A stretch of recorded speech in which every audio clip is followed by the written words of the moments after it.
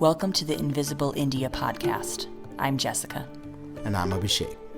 We are a cross-cultural couple doing life in India, exploring the lesser-known mysteries of Indian culture, Interviewing fascinating figures who have chartered new territories, and sharing life as we raise our multicultural family amongst the complexities of modern Indian life.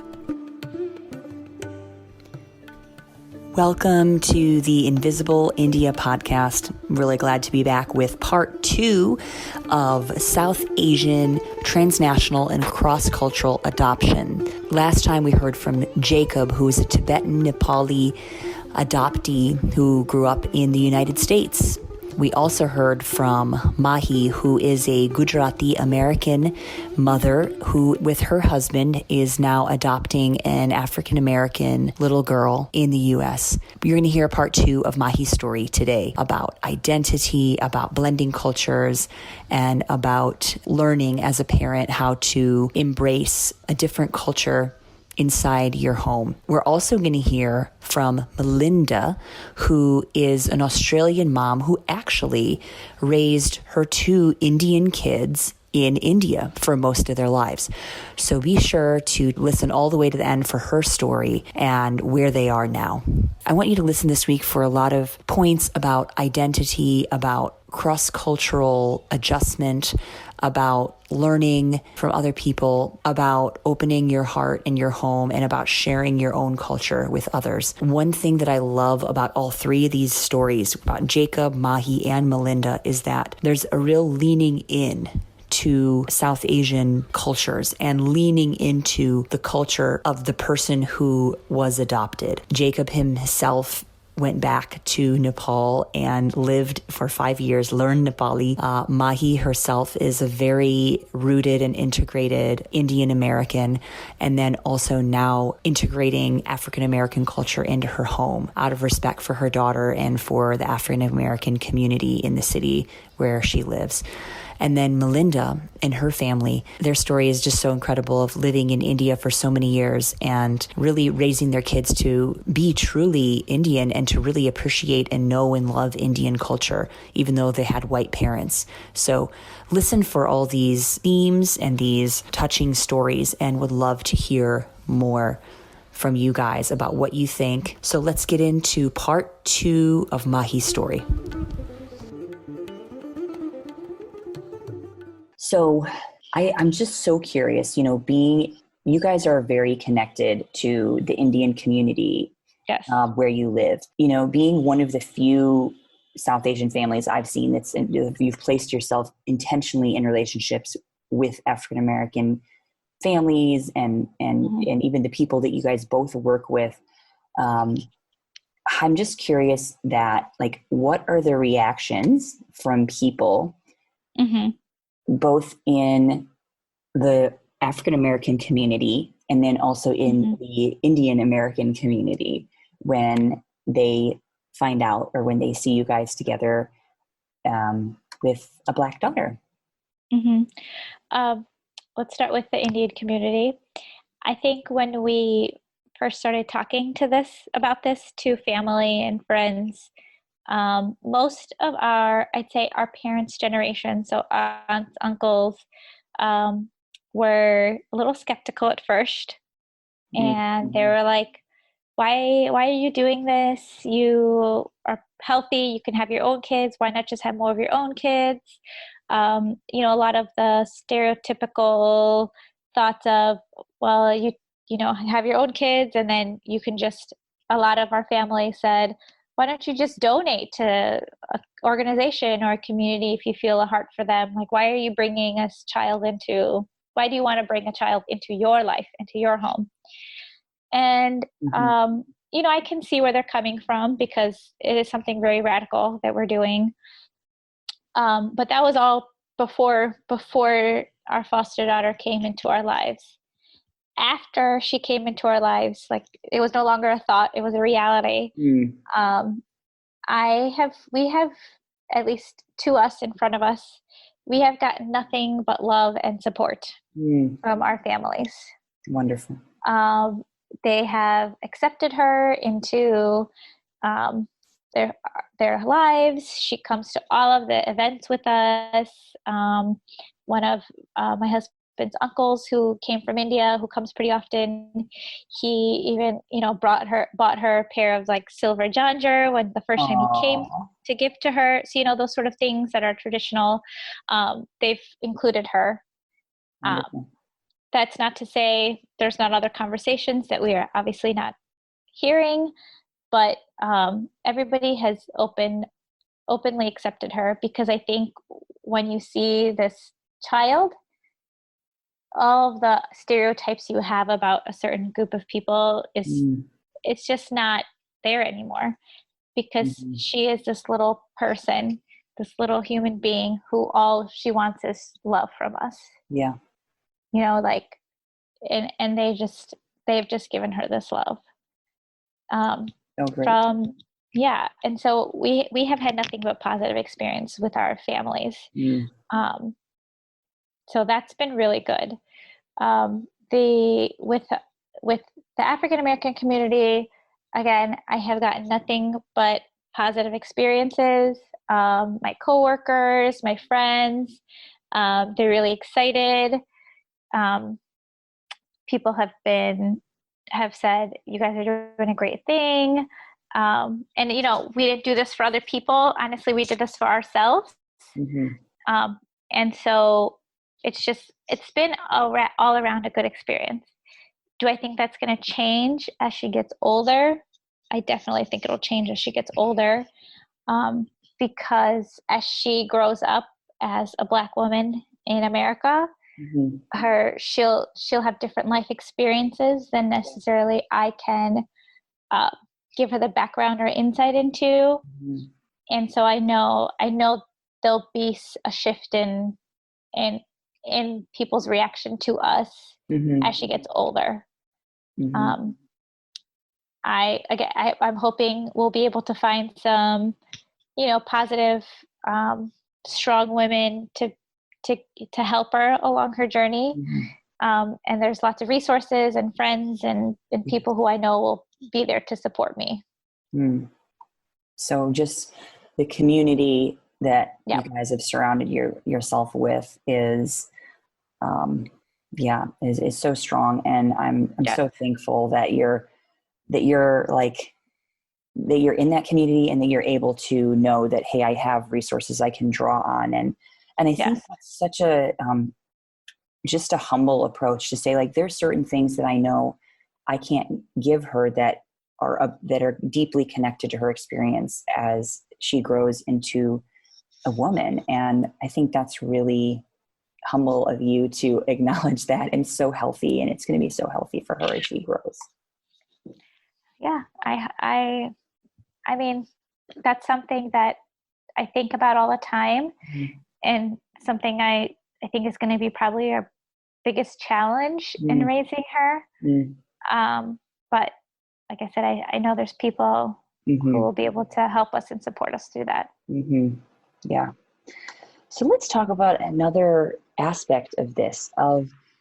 We've talked a little bit, just a tiny little bit, about, how do you hope she identifies with Black culture? And you've already insinuated that you're fully intending for her to be able to connect and to really discover her Blackness in even being inside of an Indian family. So from the other side, so how are you you guys are very deeply connected with Indian Gujarati culture. And how do you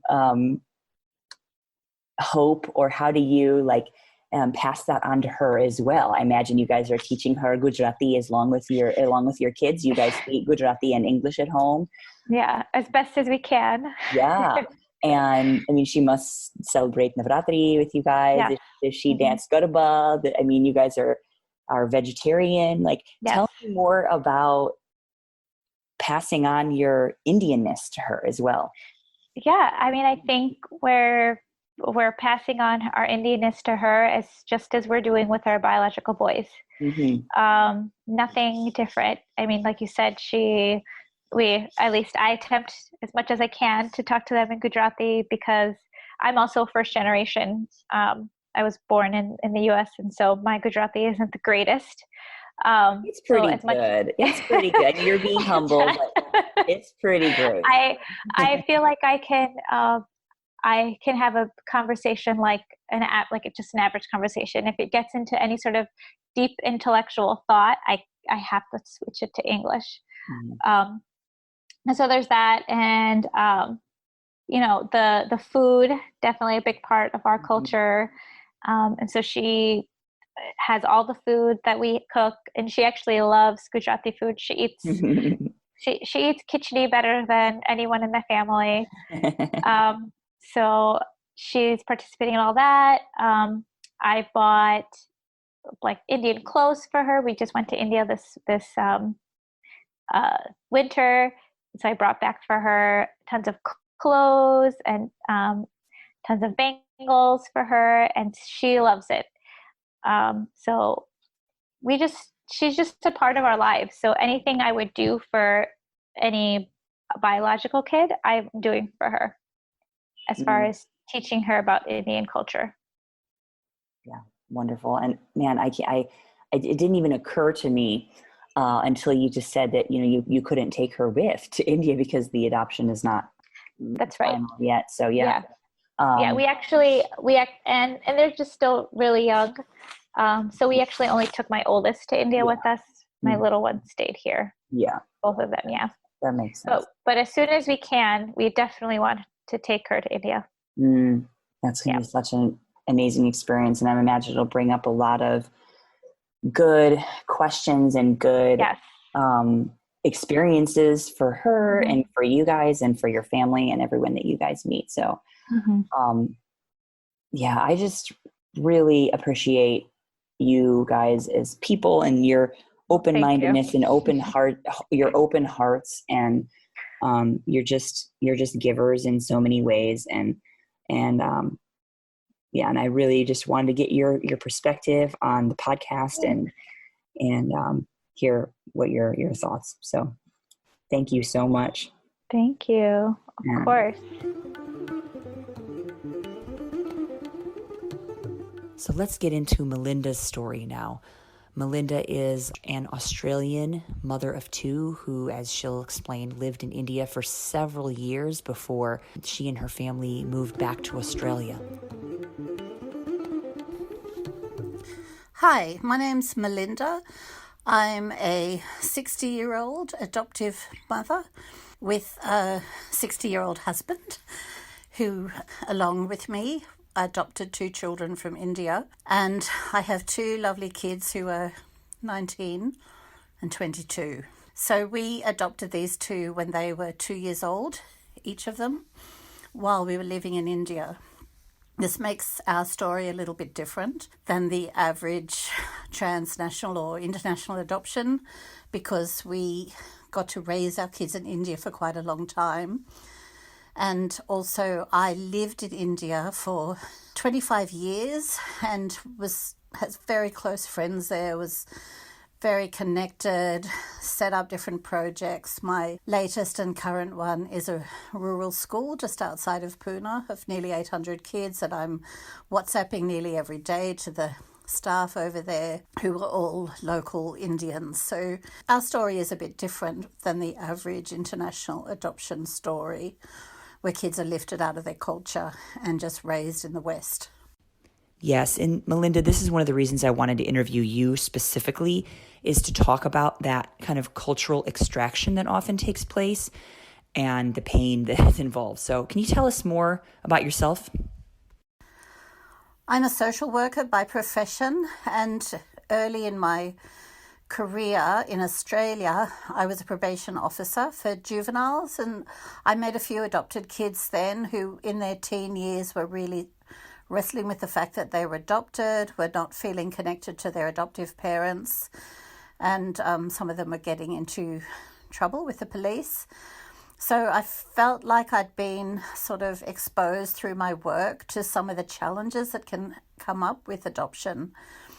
Also, when we adopted, we had a seminar we had to attend in Australia when we were home doing the citizenship work for our kids, which the main take-home point was terrific. They talked about the loss and how loss is involved in the adoption story, the loss of the birth mother, the children's loss of their genetic family, but their biological family, and usually adoptive parents have a story of loss related to infertility often.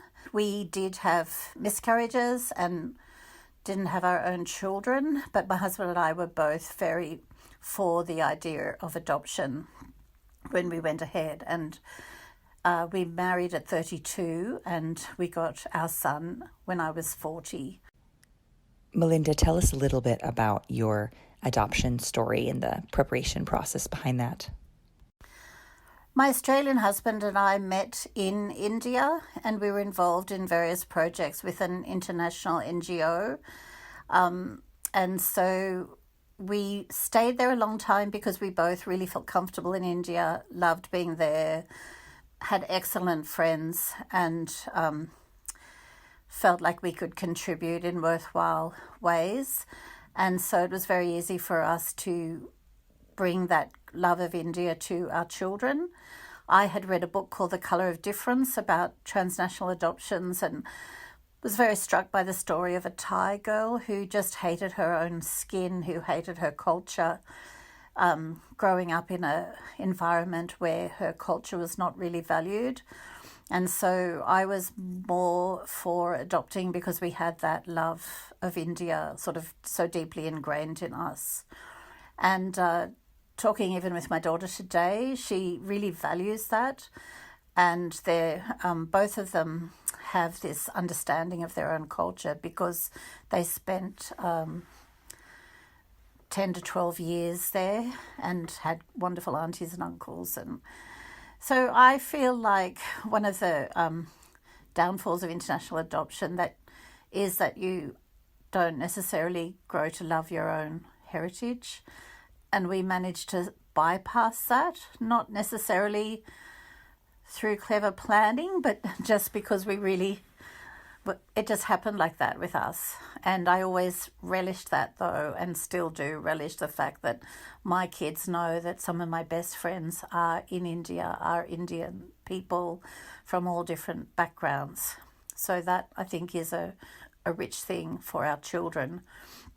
And as a kid myself, I used to say I want to go and live somewhere in a different culture and really get to know the people. I was really anti being a tourist and superficially looking at buildings and stuff and just wanted relationships, and I've always been interested in other cultures. So I feel like my whole India experience, whether it's my work there as a social worker or my children, just my friendships, has just very much enriched my life. I just can't imagine living in the same neighbourhood I grew up in and not having this sort of in-depth immersion experience in another culture. I feel like it's been incredibly enriching for me, and I'm glad that it's good for my kids as well. From your perspective, what are some of the challenges of transnational or international cross-cultural adoption? You asked about the downfall of international adoption, apart from the thing of taking kids out of their culture, which if you follow the Hague Convention, the sort of protocols for adoption is always to try and keep kids adopted in their own land, and if not from non-residents, so people from their own culture or place who've moved overseas. So Americans, Indians living in America, for example, might adopt an Indian kid, and only then, if these kids aren't able to find a home in their own culture, then they're offered outside their culture to, say, white Australians like us. But overall, with adoption, I think the very biggest thing that I've learned from our whole journey and from observing my kids, even as little ones, and different moments of grief and rage, is that taking children away from their biological parents is a really big deal. And there's an incredible book called The Primal Wound, if you're interested. that explores this quite deeply, that helped me understand some of the attachment issues my kids were going through. And the goal is to build a healthy attachment, whether you're biologically a parent or not. And attachment brings a lot of wholeness to a child. And so there is this deep loss, this wound, I believe. And I think over the years I've come to see it even more, almost like a sacred thing, that children's biological roots are so deeply important. And I feel like there's a bit of a false narrative out there about adoption as like a fairy tale, and you've rescued this kid from their poverty or whatever and given them a happy home, that doesn't acknowledge the depth of that wound. And recently I got my daughter to sign up to an adult adoptee support group, and the woman who ran it commented on the fact that, wow, your mum encouraged you to do this. She was like surprised, because a lot of adoptive parents don't want to face that fact that there is a wound and that there are challenges for their adopted kids, no matter how wonderful you might be or think you are. That wound is always there, and it needs to be acknowledged. And I've always made it very clear to my kids that they can talk about it, that I honour their birth mothers, that even though we don't know anything about them, but they gave them their life, and it's a very precious thing. And so my daughter gets, she's much more outspoken than my son about these things, but she gets very hot under the collar when people kind of preach this fairy tale narrative about adoption, because it leaves kids unable to deal with their feelings of loss and grief. And adoptions do also go wrong, just like biological parenting goes wrong. But adoptive kids already have a start in life that's naturally quite painful. So I think it's really important for anyone going into adoption to really think these issues through and to be ready for anything, because I have a lot of adoptive parent mums and dads, and the children react very differently to their adoptive story, their adoptive situation, just like your biological kids can be incredibly different. One can be really open, one can be really private. I have that too. I have a very private kid and a very verbal kid who tells me everything. And so the same with how kids process their loss and their grief and their rage. I have stories I could tell, but I can't, because I'm speaking personally and I can't tell the stories of my children, but things that I've watched them go through. And if I was clever, I would have disguised it and said a friend or something. But yeah, things that they've gone through that have been very intense, even as very little ones. The sense of losing their birth mum, or why did their birth mum give them up, and it is a very deep and painful thing. And so if you get involved in adoption, you need to be ready to support your kid through anything. And you need to be ready for those feelings to flare. And you need to be secure enough to not be more worried about your own feelings than theirs, because they do have this whole extra layer of stuff in their life to work through. And it's been interesting to me as my kids have become teenagers, how they, especially my daughter again, has reflected on this, how she wished she had looked like me. So one thing we get looked at a lot. So my son isn't as dark as my daughter, and my husband is more of an olivey colour, and I'm very fair. So especially when my daughter and I are out and about, we just get looked at, whether it's in India or in Australia. People just look at us, and we're kind of startlingly different in our looks, but you can also see how well attached we are. So often in India, people would look kind of fondly at us because of that, like they were sort of touched at the love that we have between us. And I do think skin colour does make a difference, and it did sort of minister to people. I didn't adopt to be a skin colour activist or anything. I just noticed this along the way, that somehow it meant something to people. Over here, I think here we just feel like we're a bit of an oddity sometimes when we're out and about. And even my son and I, we just don't look like we're related. And sometimes, if he's helping me because I have a bad knee or something, I think we're an odd pair. So the kids just naturally get a bit more attention when they're from a different race and they don't look like their parents. Another thing that needs to be mentioned with transnational adoption, but possibly any adoption, but there is an economy, there is a profit-making industry, there is trafficking. One of the young Indian adults I have sort of met via Facebook and followed suddenly found out that his orphanage had been involved in baby trafficking around the time that he was adopted. And I suddenly sort of had a panic and I thought, oh my gosh, have I adopted children who were trafficked? And there's a discussion around this whether all transnational adoption should be stopped completely because it might be inadvertently promoting trafficking. Now, I know about my son's story and I'm sure he wasn't trafficked and I'm sure that he needed a family to love him. My daughter, because she was abandoned, I don't know. I think I tried to, as a social worker, I was aware of these issues. So they did actually show us a newspaper ad that they're supposed to do when a baby's abandoned. They're supposed to advertise in the local newspaper. I wish I'd kept a copy of it. So I did my best, but honestly, sometimes I wonder, especially about my daughter. You don't want to do anything that promotes trafficking of children or encourages people in poverty to give up their children. As a social worker, I feel very strongly we need to do everything we can to keep children with their parents. I have worked with kids in slums. They're growing up in a slum. Their parents love them. It's not an easy life, but they have their mum and dad who care about them.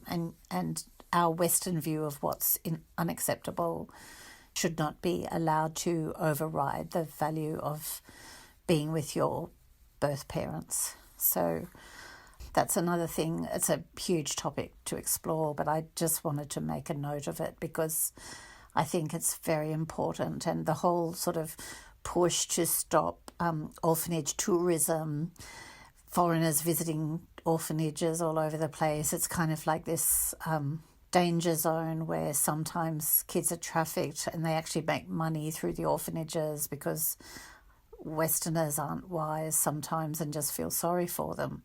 At the same time, all over the world, there are kids who are desperately in need of a new home and desperately need that love and stability and commitment that a family gives them. And sometimes if it's in a completely different culture, that's better than being stuck in some really awful orphanage. The place where my kids were was pretty bad. I'm sure they were doing their best, but very under-resourced and not a lot of care and attention was given to them. My daughter especially was quite neglected and underdeveloped for her age. So, it's just something to do with great care and research, and there have been some dreadful orphanages in India that are fully run as a money-making industry, and we went through a local government-run orphanage that the police used for abandoned kids, and I feel like even though it was a worse place, maybe my kids had less nutrition and more health issues because we adopted from there. I feel like it was less likely to be a money spinner as well. So, I love being an adoptive mum. I can't imagine life without my kids. As a woman who didn't have kids, I feel just becoming a mum just opens part of your heart that never would have opened. It's just a different thing being a mum, and honestly, two greatest joys of my life, I would say, is our two kids. I work in family support in Australia now, and I do believe foster parents are desperately needed, and there's other ways to invest in kids for people who don't have kids. I firmly believe that we don't have a right to have a child. So sometimes all the stuff that's going on with sperm donation, surrogacy, this whole area bothers me because I feel like it's about often about more about people's selfishness that they want a child. And my daughter, as an adopted child, feels very anti-surrogacy because it's this whole system set up to design you to take your child away from their birth mother. And it doesn't matter the source of the sperm and the egg, because the child is in that womb, listening to that voice and connecting to that woman even before she's born. So this is sort of my motto, is that no one has a right to have a child. But there are a lot of children who need love and attention, and even if it's just providing respite care on a weekend for a kid, but being a regular person in their life, or taking them on a Saturday, there's so many ways to use that yearning to be a parent in the life of a child without encouraging their removal from their biological parents. So maybe this isn't exactly what you expected if you were going to listen to a podcast on adoption. I just, this is my take on it right now. Yeah, thank you for sharing your perspective. And these are some hard things to hear, and, just understanding what you and your family, especially your kids, what they've been through and what so many adoptees go through, and yet are kind of sometimes treated like not like a little trophy or something to show, especially for white adoptive parents, of what good people we are, and we're saving these poor kids out of poverty. And so thank you for touching on those really important issues, that this is actually really complex and really can be very destructive. So thank you for sharing with us, Melinda, and just really appreciate you. Thank you so much for tuning in and listening to these incredible stories. I would love to hear from you. Have you been adopted from a South Asian background, from India, Nepal, Sri Lanka, Bangladesh, Pakistan? I would love to hear from you and hear your story. Or do you fit somewhere else in the mix? Or are you a South Asian parent who is on the journey of adoption? We would just love to hear your stories. So please write into us at jessica@invisibleindiapodcast.com. Be sure to check out our website, invisibleindiapodcast.com, for photos and all of our social media. We've been sharing images of these different interviewees, with the exception of Mahi, because they are in the process of adopting right now, so they cannot legally share photographs of their foster daughter. Out our social media: Instagram, Twitter, Facebook, and TikTok. Go to our website and sign up for our new newsletter. So go ahead and check that out, where we're going to be providing updates, and freebies will be coming from that as well. So thanks, everybody. Until next time.